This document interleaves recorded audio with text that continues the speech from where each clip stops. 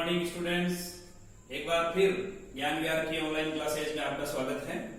Students, हम class 10th की SST पढ़ रहे हैं और जैसा कि आपको पता है अपने सेंट्रल गवर्नमेंट जो चैप्टर है लेसन नंबर 6 सेंट्रल गवर्नमेंट केंद्र सरकार वो चल रहा है।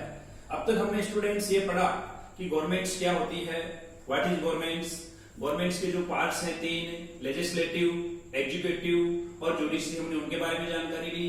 और उसके बाद में जो अपना इंडियन पार्लियामेंट है, जो भारत का संसद है जिसके 2 हाउस हैं, तो उसमें जो उसका फर्स्ट और जो लोअर हाउस है लोकसभा, उसका एक क्वेश्चन हम कर चुके हैं, ऑर्गेनाइजेशन ऑफ लोकसभा, ये हमने पिछली क्लास के अंदर पढ़ा। आज स्टूडेंट्स हम ये देखेंगे कि जो अपने पार्लियामेंट्स का दूसरा हाउस है जिसे हम अपर या परमानेंट हाउस कहते हैं, राज्यसभा, तो organisation of Rajya Sabha means Rajya Sabha की रचना एवं संगठन को स्पष्ट कीजिए। इस तरह का आपके क्वेश्चंस इस लेसन में से, जैसे कि मैंने आपको पहले भी बताया था कि अपने बोर्ड एग्जाम के अंदर इस पार्ट में से 7 मार्क्स का एक बड़ा क्वेश्चन आएगा, 7 नंबर का एक बड़ा क्वेश्चन स्टूडेंट्स आपके आएगा। तो इस प्रकार से अपना यहाँ पर क्वेश्चन जो ये से बनता है कि explain the organisation of Rajya Sabha means Rajya Sabha के रचना एवं संगठन को स्पष्ट कीजिए। तो उसी क्वेश्चंस को हम आज करेंगे। तो देखिए स्टूडेंट्स, राज्यसभा जो है, राज्यसभा इज द सेकंड और upper house of the Indian parliament means जो राज्यसभा है वो भारतीय पार्लियामेंट का सेकंड यानी दूसरा और अपर यानी उच्च हाउस, उच्च सदन है। ये हम पहले से ही जानते हैं। साथ ही it has a permanent house which is never dissolve means ये एक परमानेंट एक स्थायी सदन है जो कभी डिजोल्व यानी भंग नहीं होता है।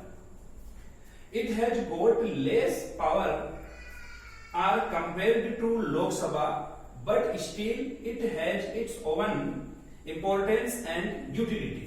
Means राज्यसभा लोकसभा के मुकाबले में, लोकसभा के कंपेयर्स में पावर्स में अगर हम देखें तो कम शक्तिशाली है। लोकसभा के कंपेयर में उसके पास पावर्स कम है, फिर भी राज्यसभा का कुछ अपना इंपॉर्टेंस और महत्व है, इसकी कुछ उपयोगिता है।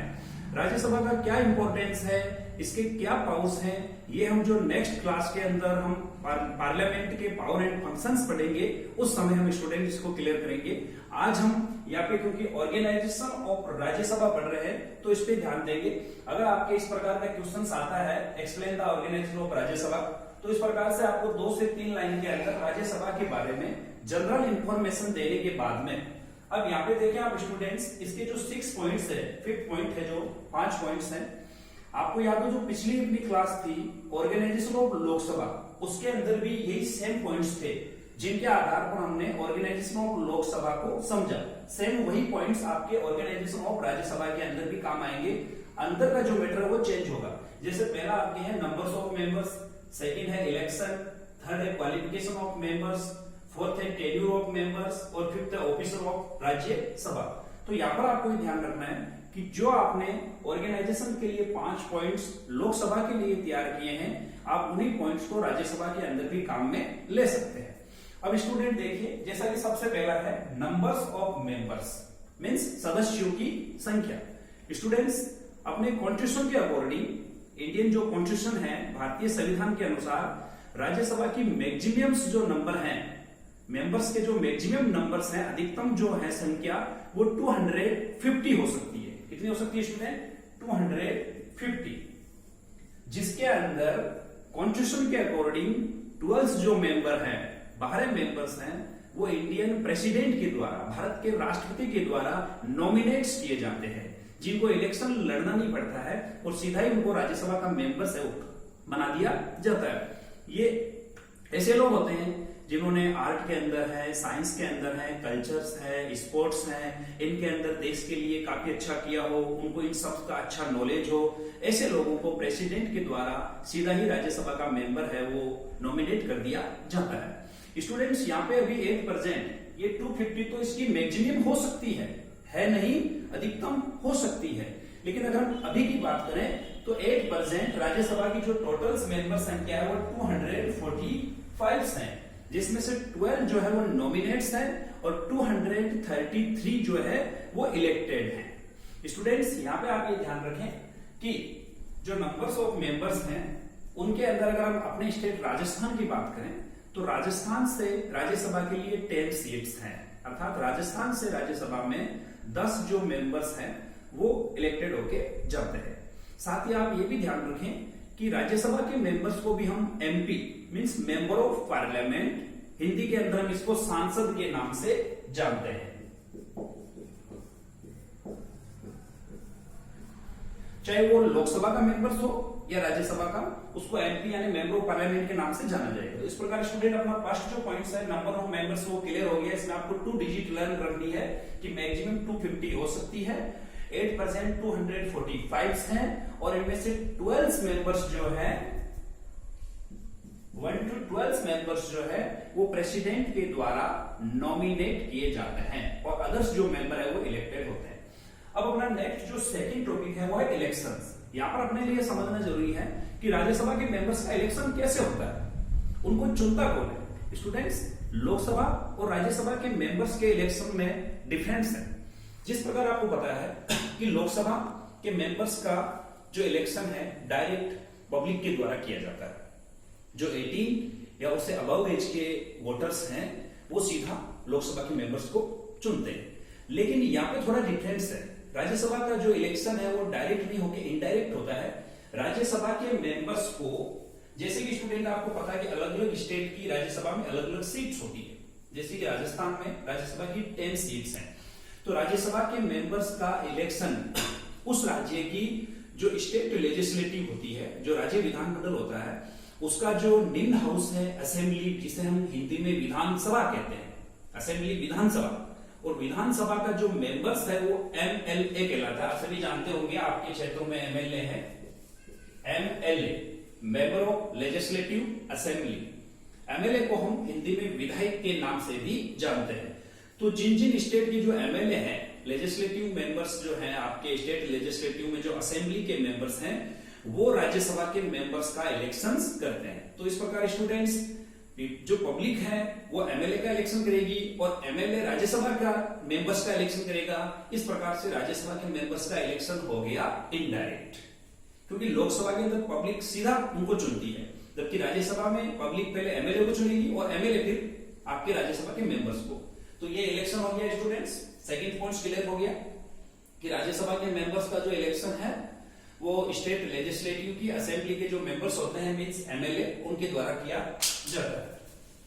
उसके बाद स्टूडेंट जो थर्ड पॉइंट्स हैं, क्वालिफिकेशन ऑफ मेंबर्स, सदस्यों की योग्यताएं, मींस क्या क्या क्वालिफिकेशन होने पर हम राज्यसभा के मेंबर्स बन सकते हैं या राज्यसभा का इलेक्शन लड़ सकते हैं।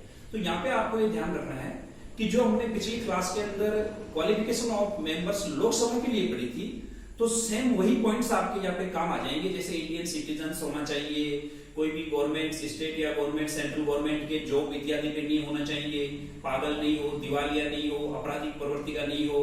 लेकिन एक जो इंपॉर्टेंस डिफरेंस है जो याद रखने वाला वो ये है कि स्टूडेंट्स, राज्यसभा के मेंबर्स बनने के लिए अपनी जो एज है वो मिनिमम 30 इयर्स होनी चाहिए, 30 इयर्स। लोकसभा के अंदर 25 थी, जबकि राज्यसभा के अंदर है 30 इयर्स। ये आपको विशेष ध्यान रखना है, बाकी सेम लोकसभा वाली जो है वो यहीं पे आ जाएगी। इस प्रकार अपना थर्ड पॉइंट क्लियर हो जाता है, क्वालिफिकेशन ऑफ मेंबर्स। उसके बाद फोर्थ है tenure of members. Tenure means कार्यकाल। जैसा कि स्टूडेंट्स आपको मालूम है, लोकसभा का या उसके मेंबर्स का सामान्य जो कार्यकाल है वो 5 इयर्स है। यहाँ पर स्टूडेंट्स आपको ये ध्यान रखना है कि जो राज्यसभा है उसका कोई टेन्यूर या कार्यकाल नहीं होता है, क्योंकि राज्यसभा अभी हमने देखा कि it is a permanent house. It is a permanent house means Rajya Sabha एक स्थायी सदन है जो कभी डिसॉल्व या भंग नहीं होती है। लेकिन इसके जो मेंबर्स होते हैं उनका जो टर्म है, टेन्यूर है, वो 6 इयर्स का होता है। स्टूडेंट्स ध्यान रखें, थोड़ा डिफरेंट है लोकसभा से। लोकसभा के मेंबर्स का जो टेन्यूर कार्यकाल है वो 5 इयर्स था, लेकिन राज्यसभा के मेंबर्स का कार्यकाल है 6 इयर्स। यहाँ पे आपको ये ध्यान रखना है कि एवरी 2 इयर्स, प्रत्येक 2 वर्ष के बाद में जिन मेंबर्स का 6 इयर्स का टर्म पूरा हो जाता है, यानी 1/3 जो मेंबर एवरी 2 इयर्स, प्रत्येक 2 वर्ष के बाद में 1/3 1/3 जो सदस्य होते हैं, लगभग 33% वो रिटायर हो जाते हैं और उनकी जगह नए मेंबर्स का इलेक्शन होता है। इस प्रकार राज्यसभा के मेंबर्स कभी एक साथ रिटायर नहीं होते हैं, कभी वो एक साथ खाली नहीं होती है, इसीलिए इसको परमानेंट हाउस के नाम से जाना जाता है। तो इस प्रकार से स्टूडेंट्स टेन्योर ऑफ मेंबर्स जो है इसके अंदर आपको विशेष रूप से ये ध्यान रखना है कि राज्यसभा के मेंबर्स की जो कार्यकाल है वो 6 इयर्स होता है, जबकि लोकसभा के अंदर 5 इयर्स। उसके बाद स्टूडेंट्स जो नेक्स्ट इसका टॉपिक है वो है ऑफिसर ऑफ राज्यसभा। जिस प्रकार हमने लोकसभा के अंदर भी देखा था कि लोकसभा के अंदर एक स्पीकर और एक डेप्यूटी स्पीकर होता है, सेम उसी प्रकार से आपके राज्यसभा के अंदर भी एक चेयरमैन और एक डेप्यूटी चेयरमैन होगा, सभापति और उपसभापति। यहाँ पर स्टूडेंट्स जो वर्क लोकसभा के अंदर लोकसभा के स्पीकर्स और डेप्यूटी स्पीकर के होते हैं, सेम वही पावर्स और उसी प्रकार के जो फंक्शन या कार्य हैं वो राज्यसभा के अंदर चेयरमैन और वाइस चेयरमैन के होंगे। लेकिन यहाँ पे एक इंपॉर्टेंस बात आपको याद रखनी है कि अपने इंडियन कॉन्स्टिट्यूशन के अकॉर्डिंग, भारतीय संविधान के अनुसार जो भी इंडिया का वाइस प्रेसिडेंट होगा मींस उपराष्ट्रपति, वो ऑटोमेटिक राज्यसभा का चेयरमैन होगा। इस प्रकार से अगर आपसे पूछा जाए कि अभी एट प्रेजेंट राज्यसभा का चेयरमैन कौन है, तो जो अपना इंडियन वाइस प्रेसिडेंट है, भारत के जो उपराष्ट्रपति हैं वही राज्यसभा के चेयरमैन है। और इसके अलावा जो डेप्यूटी चेयरमैन होता है उसका इलेक्शन राज्यसभा के मेंबर्स के द्वारा अपने में से ही किया जाता है। जब तक चेयरमैन होता है वो कंप्लीट वर्क राज्यसभा के अंदर वो देखते हैं और उनकी अनुपस्थिति के अंदर जो डेप्यूटी चेयरमैन होते हैं वो इनके कार्य को करते हैं। तो इस प्रकार से स्टूडेंट्स अपने आज एक क्वेश्चन कंप्लीट हो गया, ऑर्गेनाइजेशन ऑफ राज्यसभा। ये अगर आपके बोर्ड एग्जाम में क्वेश्चन आएगा तो 7 मार्क्स का आएगा और इस क्वेश्चन को आपको इन बिंदुओं के आधार पर, इन पॉइंट्स के आधार पर कंप्लीट करना है। आशा करता हूं स्टूडेंट्स कि हमारी ज्ञान विहार स्कूल की तरफ से आपको जो ऑनलाइन कक्षाएं दी जा रही है आप उनका अच्छा लाभ उठा रहे होंगे। अब मैं आपको, क्योंकि अपने 2 क्वेश्चन हम क्लियर कर चुके हैं, तो आज मैं आपको थोड़ा एसएसटी के लिए होमवर्क के 2 क्वेश्चन नोट करा रहा हूं, जो भी आपको ग्रुप के माध्यम से भी मिल जाएंगे, वो आप थोड़ा ठीक से सुने। फर्स्ट क्वेश्चन है explain the organisation of Lok Sabha, अर्थात लोकसभा के संगठन या रचना को स्पष्ट कीजिए। जो हमने पिछली क्लास के अंदर किया था उसको आपको एक क्वेश्चन कंप्लीट करना है। और सेकंड क्वेश्चन आपका होमवर्क का है explain the organisation of Rajya Sabha. Means आज हमने जो किया है कि राज्यसभा के ऑर्गेनाइजेशन को एक्सप्लेन कीजिए। इनको आपको इन पॉइंट्स के आधार पर एक्सप्लेन करते हुए ये दोनों क्वेश्चन जो स्टूडेंट्स हैं वो आपको होमवर्क के अंदर करने हैं और वापस ग्रुप्स के माध्यम से ही आपको अपनी नोटबुक्स में ये क्वेश्चंस करके चेक करवाने हैं। धन्यवाद।